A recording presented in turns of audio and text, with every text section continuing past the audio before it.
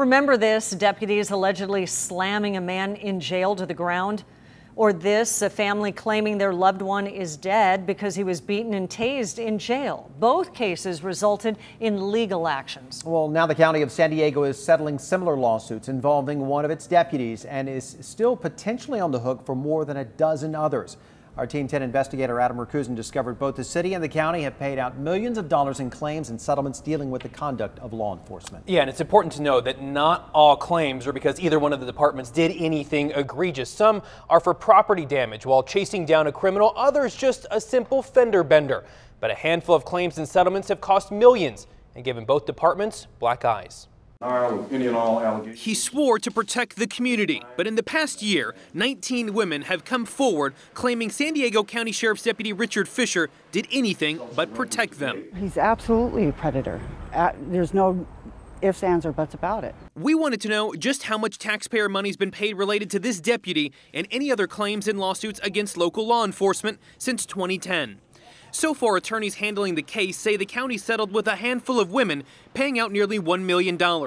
Team 10 discovered since 2010 the county's paid more than $20 million in lawsuits and claim settlements. The county sent us these lists outlining every payment and how much it costs to defend that case or claim, including a $1 million settlement after a deputy pepper sprayed, hit, and arrested a man with Down syndrome back in 2012. You want to talk about government waste, refusing to change, refusing to do what's right, and costing taxpayers millions. The county says it's not that simple. Most settlements involve a collection of circumstances brought on due to the nature of what they do. Things like drive fast through intersections and keep people from hurting others. A spokesperson for the Sheriff's Department says they take all allegations of possible employee misconduct seriously, writing in a statement, "While many claims prove to be baseless, we do strive to reach equitable settlements on valid claims." The county's not alone in big money claims and settlements. The actions of former police officers Anthony Arevalos and Christopher Hayes cost the city millions of dollars. Arevalos was convicted in 2011 of groping women and trying to elicit sexual favors during traffic stops. Christopher Hayes pleaded guilty in 2014 to felony false imprisonment and misdemeanors for assault and battery against 4 women.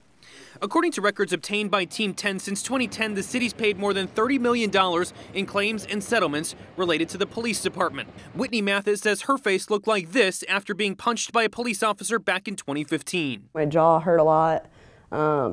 There were wounds on my face. The city of San Diego paid out $275,000 after this violent police dog takedown. Not only are individuals hurt, like Mr. Rodriguez, but you've got San Diego city taxpayers that are paying big amounts of money that could be much better spent. That's incredibly high. Kate Yavenditti is with the group Women Occupy San Diego. The group is behind a proposal that would have created an independent commission on police practices. If people have more trust in the police department, that there will be less confrontations, and confrontations lead to bad actions, lead to lawsuits. And we think there will be less of that. Not all payments are related to allegations of bad behavior. A closer look at the more than 500 pages of city claims shows page after page of allegations and payments for things such as vehicle accidents, people saying they were wrongfully towed, or property damage while police officers were in pursuit of a suspect, things that could happen during the course of everyday business. And the city's risk management department says all claims are investigated through the assistance of city departments and the office of the city attorney that handles the cases. They decide whether what proceeds to litigation.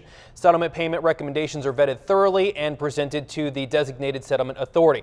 Now, I want to say just because someone was paid money on a claim doesn't mean that either department was guilty of anything. Sometimes you have to take into account how much it would cost to take the case through trial versus just paying a smaller amount earlier. We have requested similar information from other agencies in Southern California to compare.